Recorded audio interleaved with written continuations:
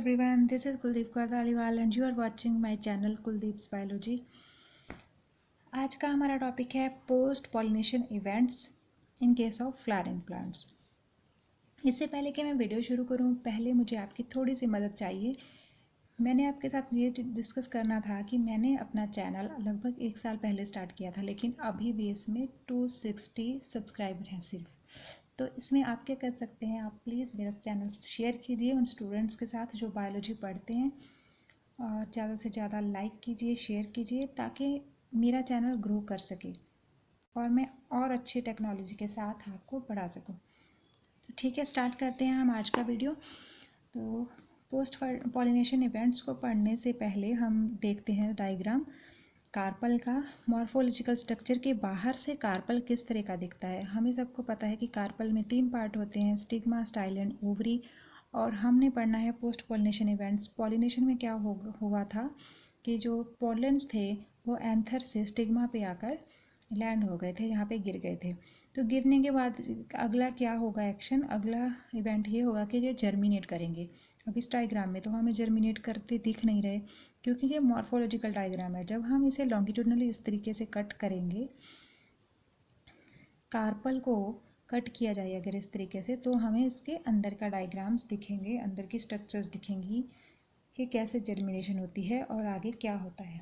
वो हम देखते हैं नेक्स्ट डायग्राम में। कट किया गया डायग्राम जिसमें कि कार्पल को कट किया गया है और इसके अंदर के जो भी इवेंट्स हो रहे हैं वो अच्छे से दिख रहे हैं। तो जो जर्मिनेट कर रहे हैं पोलन, वो हमने यहाँ तक दिख रहे थे, अब हमें अंदर की पोलन ट्यूब भी दिख रही है। तो पोलन ट्यूब, यहाँ पे 3 पोलन्स थे, तीनों ने जर्मिनेट करने का कोशिश की, लेकिन जो सेंटर वाला पोलन है वो सक्सेसफुल हुआ, उसकी जर्मिनेशन वो दोनों में से फास्ट हुई, इन दोनों में से। तो ये जो मैं ऑरेंज कलर का पोलन ट्यूब दिखाया है, तो इसमें भी वही पार्ट्स हैं, स्टिग्मा, स्टाइल, ओवरी, वही पार्ट्स हैं। स्टिग्मा पे पोलन गिरे हैं और पोलन ट्यूब ने जर्मिनेशन किया है कंप्लीट, और जर्मिनेशन करने के बाद वो एंटर हुई है माइक्रोपाइलर एंड में। माइक्रोपाइलर एंड में वो एंटर होती है और एंटर होने के बाद सिनर्जिड के थ्रू होते हुए एग के पास पहुंचती है। और वहाँ पोलन ट्यूब में 3 तरीके के हमने सेल डिस्कस किए थे पिछले वीडियोस में। कौन कौन से होते हैं वो, जब स्टार्टिंग में पोलन जर्मिनेट करता है, पोलन ट्यूब बनती है, तो सबसे पहले एक ट्यूब सेल होता है और उसके बाद जनरेटिव सेल होता है। ट्यूब सेल आगे डिवाइड नहीं करता, लेकिन जनरेटिव सेल डिवाइड करके 2 न्यूक्लियस बनाता है, 2 मेल न्यूक्लियस। तो ट्यूब सेल तो डिजनरेट हो जाएगा, इससे पहले इसके बाद जो 2 मेल न्यूक्लियस रह जाएंगे, एक मेल न्यूक्लियस सिनर्जिड के थ्रू होता हुआ एग के साथ फ्यूज़ कर जाएगा, और दूसरा जो न्यूक्लियस है वो ये सेंटर वाले 2 पोलर न्यूक्लियाई के साथ, या फिर सेकेंडरी न्यूक्लियस भी बोल सकते हैं हम इसे, उसके साथ फ्यूज़ कर जाएगा। तो 2 तरह की फ्यूज़न हो रही है, तो इसे हम कहेंगे डबल फर्टिलाइजेशन। एंड इसके बाद जो वो सेकेंडरी सेल से, सेकेंडरी या फिर कह दीजिए पोलर न्यूक्लियस से, जो कि 2 होते हैं सेंटर में, और उसके साथ तीसरा मेल न्यूक्लियाई भी आएगा, वो भी फ्यूज़ कर जाएगा। ठीक है, मैं इसे थोड़ा बड़ा बनाती हूँ ताकि आपको क्लियर हो जाए। 2 सेकेंडरी न्यूक्लियस और 1 मेल न्यूक्लियाई। तो ये जब तीनों फ्यूज़ करते हैं तो क्या बनता है, 3N ट्रिप्लॉइड बनता है, ट्रिप्लॉइड एंडोस्पर्म बनेगा, और इसे हम कहते हैं ट्रिपल फ्यूज़न। तो आपने याद रखना है, डबल फर्टिलाइजेशन किसे कहते हैं, ट्रिपल फ्यूज़न किसे कहते हैं। ओके, तो यहाँ तक आई थिंक आपको समझ में आ गया होगा कि पोलन ट्यूब जर्मिनेट की, और इसमें जो 2 सेल्स थे, 2 मेल न्यूक्लियाई, एक एग के साथ फ्यूज़ कर गया और एक पोलन न्यूक्लियाई के साथ फ्यूज़ कर गया। और इस डायग्राम में जो भी मैंने पार्ट्स डिस्कस किए हैं वो सारे के सारे अव्यूल के पार्ट्स ही हैं, या फिर कार्पल वाले ही हैं। फिर भी हम एक बार देख लेते हैं कि क्या है। यहाँ पे पोलन ट्यूब स्टाइल के थ्रू जाती हुई दिखाई दे रही है और एंटर कर रही है माइक्रोपाइल में। माइक्रोपाइल के ऑपोजिट जो होता है वो चलाजा एंड होता है, तो इधर आप लिख लीजिए चलाजा। और चलाजा जहाँ पे एम्ब्रियो सैक है, जो राउंड राउंड स्ट्रक्चर सेंटर में, उसके बाहर वाला पार्ट सारा होता है न्यूसेलस। और एम्ब्रियो सैक में 8 तरह के सेल होते हैं, 3 एंटीपोडल्स होते हैं, 8 सेल्स होते हैं टोटल, 3 तो एंटीपोडल्स होते हैं। एंटीपोडल सेल्स, उनका काम भी नरिशमेंट प्रोवाइड करवाना ही होता है, और 2 पोलर न्यूक्लियाई होंगे और 3 एग अपरेटस में होंगे, जिनमें से 1 एग और आसपास 2 सिनर्जिड होंगे। तो जिस पार्ट से ये जुड़ा होता है ओव्यूल ओवरी से, उसे हम कहते हैं प्लेसेंटा। तो ये डायग्राम शो करता है fertilization, ovary showing process of fertilization. अगर आपने लेवलिंग करनी है, डायग्राम्स बनानी है, तो मैं आपको शो कर देती हूँ इधर से।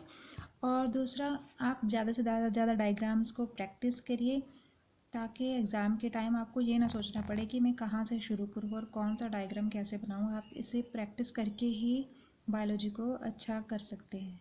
अगर आपको डायग्राम याद होगी तो आपको क्वेश्चन भी याद रहेंगे, कि किस क्वेश्चन का आंसर कौन सा है और किस तरीके से एक्सप्लेन करना है। और जो पॉलन ट्यूब की एंट्री होती है, जो वो ज़रूरी नहीं कि माइक्रोपाइल के थ्रू ही हो, वो एंट्री चलाजा के थ्रू भी हो सकती है और इंटेगुमेंट्स के थ्रू भी हो सकती है। 3 तरीके से पोलन ट्यूब की एंट्री किसी ओव्यूल में हो सकती है। तो इन तरीकों को हम इन टर्म्स से जानते हैं।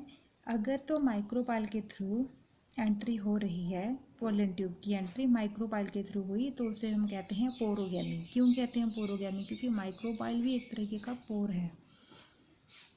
सेकेंड टाइप, जिसमें पोलन ट्यूब की एंट्री चलाजा के थ्रू होती है, उसे हम कहते हैं चलाजोगैमी, जो कि माइक्रोपाइल के बिल्कुल ऑपोजिट साइड पे होता है। थर्ड टाइप की जो फ्यूज़न होती है, गैमी का meaning fusion of gametes, third type की फ्यूज़न होती है, उसे हम कहते हैं मीजोगैमी। ना तो वो चलाजल एंड से होती है और ना ही माइक्रोपाइलर एंड से होती है, लेकिन वो इंटेगुमेंट्स के थ्रू होते हुए पोलन ट्यूब आगे जाती है और एग के साथ फ्यूज़ कर जाती है, तो हम उसे कहेंगे मीजोगैमी। ये जो मैंने लेवलिंग कर रखी है, वे ये ओव्यूल की ही है। ओव्यूल की स्ट्रक्चर्स हैं एंटीपोडल सेल्स, पोलर न्यूक्लियस और पोलन ट्यूब। ये आपको अब तक याद हो चुके होंगे, अगर नहीं हुए तो इन्हें प्रैक्टिस करिए और याद कीजिए। जैसे कि मैम ने अभी बताया कि जब पोलन ट्यूब एंटर करती है किसी भी, चाहे माइक्रोपाइल के थ्रू करे, चाहे चलाजल एंड के थ्रू करे, या फिर इंटेगुमेंट से करे, तो कई बार क्या होता है, सिनर्जिड के थ्रू जाती हुई फिर एग के पास जाती है। तो इस कंडीशन में क्या होता है, सिनर्जिड जो होते हैं वो एग के आसपास वाले सेल्स को बोलते हैं। जब वो उनके थ्रू पोलन ट्यूब जाती है तो उनका डिजनरेशन होना स्टार्ट हो जाता है। वो हम नेक्स्ट डायग्राम में देखते हैं कि कैसे और क्यों होता है डिजनरेशन। ये है सिनर्जिड का डायग्राम, जो कि ये कंप्लीट सिनर्जिड दिखाया हुआ है। ये फिलीफॉर्म ऑपरेटस कहते हैं, जो वेवी सा स्ट्रक्चर दिखाया है, और ये बड़े बड़े वैक्यूल्स होते हैं सिनर्जिड में। ये दिखाया है synergid before entry of pollen tube. अभी इसमें पोलन ट्यूब की एंट्री नहीं हुई है, तो सिनर्जिड भी कंप्लीट है। लेकिन ये जो ऑरेंज कलर की पोलन ट्यूब जब भी एंटर करती है, तो जो ये कंप्लीट नहीं रहता, डिजनरेट हो जाता है, टूटना स्टार्ट हो जाता है, क्योंकि पोलन ट्यूब कुछ इस तरीके का डिस्चार्ज करती है, जो मैंने ब्लैक ब्लैक डॉट्स दिखाए हैं, जो इसे डिजनरेट करता है। और ये जो डिजनरेशन है क्यों होती है, ताकि जो फर्टिलाइजेशन हो रही है उसके लिए एनर्जी मिल सके। जब ये सिनर्जी टूट जाएगा, डिजनरेट हो जाएगा, तो इससे जो मटेरियल निकलेगा, पार्टिकल्स होंगे, वो यूज़ हो जाएंगे फर्टिलाइजेशन में। इस तरीके से ये जो सिनर्जिड था, तो वो हेल्दी था बिफोर पोलन ट्यूब की एंट्री से, और फिर बाद में ये डिजनरेट करना शुरू कर गया after the entry of pollen tube. इस डायग्राम में यही सब दिखाया है। वही सिनर्जिड की बात कर रहे हैं जो एग के आसपास वाले सेल्स हैं, जो एम्ब्रियो सैक में प्रेजेंट होते हैं। तो ये था हमारा आज का वीडियो। आई होप आपको समझ आया है। अगर समझ आया तो लाइक का बटन ज़रूर दबाइए, और अगर समझ नहीं आया तो डिसलाइक का बटन ज़रूर दबाइएगा, और शेयर ज़रूर कीजिए अपने फ्रेंड्स के साथ मेरा channel. Thanks for watching, take care, bye bye.